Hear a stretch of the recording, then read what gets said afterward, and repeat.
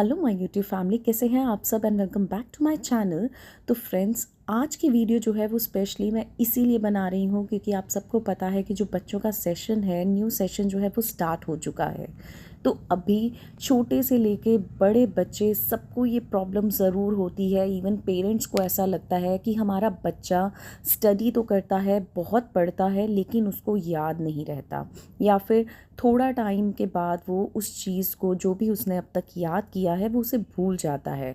तो फ्रेंड्स, आज मैं इसी चीज़ से रिलेटेड कुछ आपके साथ पॉइंट्स शेयर करने वाली हूँ जिसकी हेल्प से आप अपने बच्चों को जो भी उन्होंने याद किया है उसे मेमोराइज़ करने में आप हेल्प कर सकते हैं कि वो कैसे उस चीज़ को याद रख सकता है।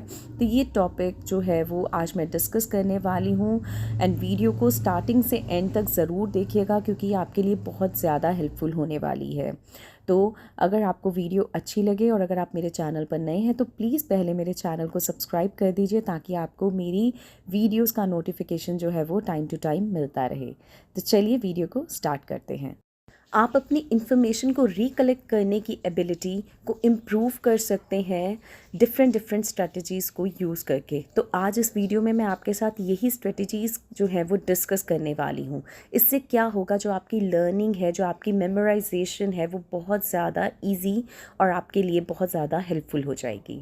So friends, here are some memorization strategies that you can try. So the first one is write it out. Right it out का मीनिंग होता है कि आपको कैसे अपने स्केड्यूल में से अपना टाइम निकालना है अपने नोट्स को हैंड राइट करने का। क्योंकि जब आप चीज़ों को अपने हैंड से, अपने हाथों से लिखते हैं तो उसके अंदर जो हमारी रिकॉल करने की, इंफॉर्मेशन को रिकॉल करने की, मेमोराइज़ करने की जो हमारी एबिलिटी होती है वो और भी ज़्यादा स्ट्रॉन्ग हो जाती है। तो इसीलिए सबसे पहले आपने अपनी जो भी आपने लर्निंग की है उसको हैंड राइट ज़रूर करना है। एक बार उसको जब आप लिख लेते हैं तो आपका ब्रेन भी उसको और ज़्यादा अच्छे तरीके से मेमोराइज़ करने में, रिकॉल करने में जो है वो हेल्प करता है। नेक्स्ट इज़ री रीड योर नोट्स। री रीड योर नोट्स का मीनिंग होता है कि जो भी अभी तक आपने अपने नोट्स बनाए हैं उनको आपने एक बार री रीड करना है। ऐसा नहीं है कि हमने सबसे पहले अपने नोट्स बना दिए और उसके बाद हमने उसको नहीं उठाना, नहीं, सिर्फ रिटन करने से नहीं होगा। तो यही मैं आपको स्टेप वाइज जो है वो बता रही हूँ कि सबसे पहले आपने उन पॉइंट्स को राइट करना है, देन उसके बाद आपने उसको री रीड करना है। री रीड करने से क्या होता है कि जब हम लिखे हुए नोट्स को, अपने तैयार किए हुए नोट्स को एक बार दोबारा से पढ़ते हैं तो जो भी इंफॉर्मेशन होती है वो हमारे माइंड में हमें रिकॉल होने लग जाती है क्योंकि हमने उस इंफॉर्मेशन को रिव्यू किया है। दोबारा से देखने पर, दोबारा से पढ़ने पर वो चीज़ें जो हैं हमें एक बार अच्छे से रिकॉल होने लग जाती हैं, याद आने लग जाती हैं। इवन क्या कहते हैं, आपको सिर्फ उसे रीड नहीं करना। रीडिंग का मतलब ये नहीं है कि आपने एक नज़र मार ली और आपने बोला कि चलो डन, अब तो ये मुझे हमेशा के लिए याद हो गया, ऐसा नहीं है।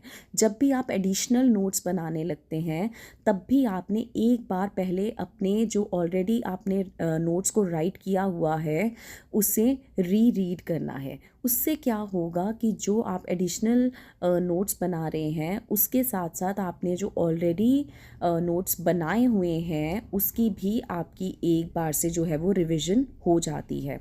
और उसके अंदर जो भी आप मेन पॉइंट्स अंडरलाइन कर रहे हैं या फिर हाईलाइट कर रहे हैं उससे जो है वो आपकी रिकॉल करने की जो पावर है वो और ज़्यादा इंक्रीज़ होती है। इनफैक्ट आपने नोटिस किया होगा कि जब भी हम क्लासरूम में होते हैं तो टीचर्स भी हमें रीडिंग के टाइम पे हमेशा बोलती हैं कि keep a pencil in your hand. वो क्यों बोलते हैं, उनका रीज़न क्या है, वो क्यों कहते हैं कि आपके हैंड में पेंसिल ज़रूर होनी चाहिए रीडिंग के टाइम पे? Because at that particular time teachers हमें बोलते हैं मेन पॉइंट्स को, मेन वर्ड्स को अंडरलाइन करने के लिए या फिर हाईलाइट करने के लिए। वो क्यों कहा जाता है हमें करने के लिए? क्योंकि ताकि जब भी हम वो चैप्टर को एक बार डन कर लें तो उसको दोबारा से याद करने के लिए, रीड करने के लिए या फिर गो थ्रू करने के लिए, एक बार हमने उस चैप्टर को पूरा पढ़ लिया, लेकिन नेक्स्ट टाइम हम सिर्फ़ और सिर्फ अगर उन हाईलाइट किए हुए वर्ड्स को या फिर लाइंस को रीड करेंगे या फिर अंडरलाइन किए हुए वर्ड्स या फिर वर्ड्स को रीड करेंगे तो उसी से ही जो हमारा सारा का सारा कॉन्सेप्ट है वो ऑलरेडी जो हमने उसमें चैप्टर में किया था तो वो हमारा बिल्कुल अच्छे से क्लियर हो जाएगा।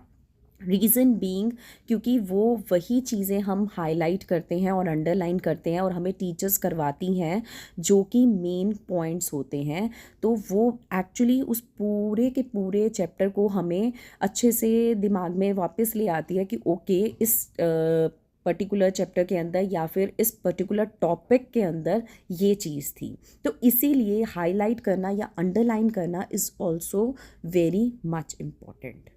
Next one is make flash cards. Flash cards are a practical study tool. ये बहुत बहुत अच्छा एक स्टडी टूल है और एक्चुअली ये बहुत ज़्यादा हेल्पफुल होता है लर्निंग के लिए। It helps you in learning and review a substantial amount of information quickly. तो सबसे अच्छा तरीका क्या है फ्लैश कार्ड्स को यूज़ करने का, वो है कि आप एक साइड पे तो फ्लैश कार्ड्स के कॉन्सेप्ट्स राइट कर सकते हैं और पिक्चर्स पेस्ट कर सकते हैं और दूसरी साइड पे आप क्या कर सकते हैं, डेफिनेशंस और जो है एक्सप्लेनेशंस को राइट कर सकते हैं। तो अब मैं आपके साथ कुछ टिप्स शेयर करने वाली हूँ कि आप फ्लैश कार्ड्स को किस तरीके से यूज़ कर सकते हैं। तो सबसे पहले है go through the stack several times. आपको ज़्यादा से ज़्यादा फ्लैश कार्ड्स को जो है वो गो थ्रू करना है ताकि आपको याद रह सके कि उस फ्लैश कार्ड के अंदर क्या है और आप चीज़ों को रिकॉल कर सकें। उसके बाद है शफल द कार्ड्स। जैसे जैसे आप स्टडी कर रहे हैं आपको उन कार्ड्स को साथ के साथ शफल करते रहना है।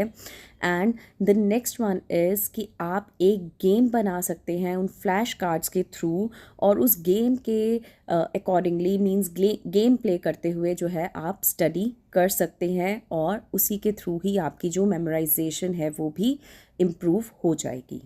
ये थे टिप्स जिसके थ्रू आप फ्लैश कार्ड्स को यूज़ कर सकते हैं। और अब नेक्स्ट है हमारा विजुअलाइज इन्फॉर्मेशन। विजुअलाइजिंग इन्फॉर्मेशन जो है वो आपकी मेमोराइज करने की एबिलिटी को बहुत ज़्यादा इम्प्रूव करता है और ऐसा इसलिए है क्योंकि it is easy to recall images, क्योंकि इमेजेस को रिकॉल करना बहुत ईजी है एज़ कम्पेयर टू जब हम डिफ़िकल्ट कॉन्सेप्ट्स को या एब्स्ट्रैक्ट्स को रिकॉल करते हैं। विजुअलाइज करने के लिए आपको क्या करना है, आपको अपने माइंड में उस कॉन्सेप्ट से रिलेटेड जो इमेज है वो क्रिएट करनी है। उससे क्या होगा, जब भी आप उसको विजुअलाइज करेंगे तो ऑटोमेटिकली जब वो जो पिक्चर है वो आपके माइंड के अंदर आ जाएगी और आप उस पिक्चर के थ्रू ही अपने उस कॉन्सेप्ट को रिकॉल कर पाएंगे। The next point is test yourself. एक बहुत अच्छा इंडिकेशन है कि आप ये कैसे जान सकते हैं कि आपने जो भी लर्न किया है वो आपको अच्छे से मेमोराइज है। उस बेस्ट वे है कि आप उसे किसी और को टीच करें, क्योंकि जब आप उसी चीज़ को किसी और को टीच करेंगे तो आपको ऑटोमेटिकली वो सारी चीज़ें रिकॉल हो जाएंगी और जो लर्निंग प्रोसेस है आपका वो बहुत ज़्यादा इम्प्रूव हो जाएगा। और ये बहुत ज़्यादा हेल्पफुल भी रहता है कि अगर आपकी इन्फॉर्मेशन में आपको लगता है कि कुछ आप मिस कर रहे हैं तो आप उसे भी दोबारा से पढ़कर याद कर सकते हैं, या फिर अगर आपको लगता है कि कुछ भी जो है वो आपसे मिस हो रहा है या कोई गैप आ रहा है आपकी इन्फॉर्मेशन के अंदर तो वो चीज़ भी आप उसे रीफ़िल कर सकते हैं। और अगर आप कॉन्फिडेंटली और क्लियरली अपने कॉन्सेप्ट्स को जो है वो दूसरों को एक्सप्लेन नहीं कर पा रहे हैं तो आपको अपने उन कॉन्सेप्ट्स को दोबारा से स्टडी ज़रूर करना चाहिए, रिव्यू ज़रूर करना चाहिए, सो दैट कि जो भी उसके अंदर मिस हो रहा है, जो भी गैप्स आ रहे हैं वो दोबारा से आप उसे क्लियर कर सकें। इसके बाद आता है हमारा नेक्स्ट पॉइंट जो कि है यूज़ स्पेस्ड रेपिटिशन।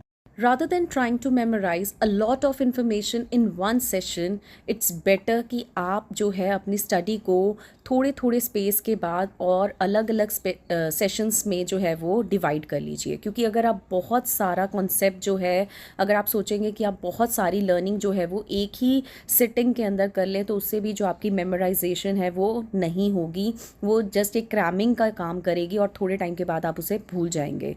तो इट्स बेटर कि आप जो है वो स्पेस दीजिए अपने सेशंस को और फिर जो है आप जो अपनी लर्निंग है उसे कीजिए।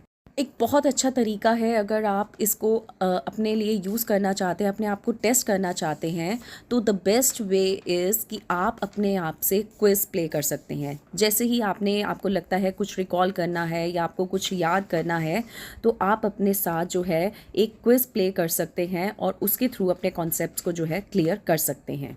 अगर आप अपने आप से क्वेश्चंस करते हैं तो उससे क्या होता है, जो भी आपके कॉन्सेप्ट्स हैं वो आपको ऑटोमेटिकली क्लियर हो जाते हैं। आपको नोट्स की तरफ ध्यान भी नहीं देना पड़ता, नोट्स को देखना भी नहीं पड़ता, क्योंकि जस्ट अपने आप से क्वेश्चंस पूछने से ही जो है आप चीज़ों को रिकॉल करते हैं, उनके आंसर्स देते हैं।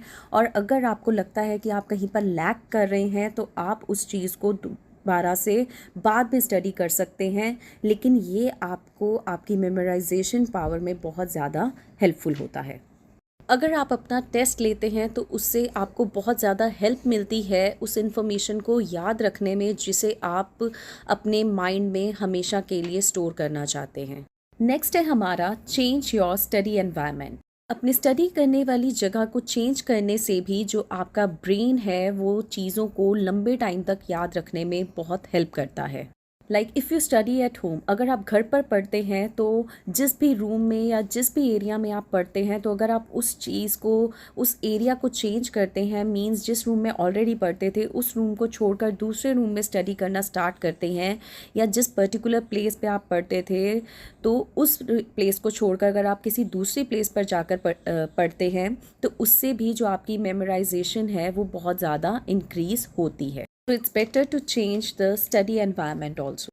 लास्ट पॉइंट जो मैं इसके अंदर डिस्कस करने वाली हूँ वो है ओवर लर्न मटीरियल। जैसे कि आप सबको पता है कि ये बहुत कॉमन है बच्चों में कि जब उन्हें लगता है कि ये कॉन्सेप्ट उनको समझ में आ चुका है या ये कॉन्सेप्ट वो पढ़ चुके हैं, उन्हें क्लियर हो चुका है, तो वो उसे दोबारा पढ़ने में बहुत ज़्यादा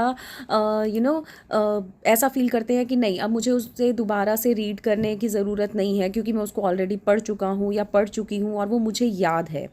बट नहीं, हम जितना ज़्यादा उसको पढ़ेंगे, हम उसके साथ जितना ज़्यादा एंगेज होंगे, हम उस टॉपिक को जितनी ज़्यादा बार रीड करेंगे, उतनी ज़्यादा ही वो हमें लॉन्ग टर्म तक याद रहेगा।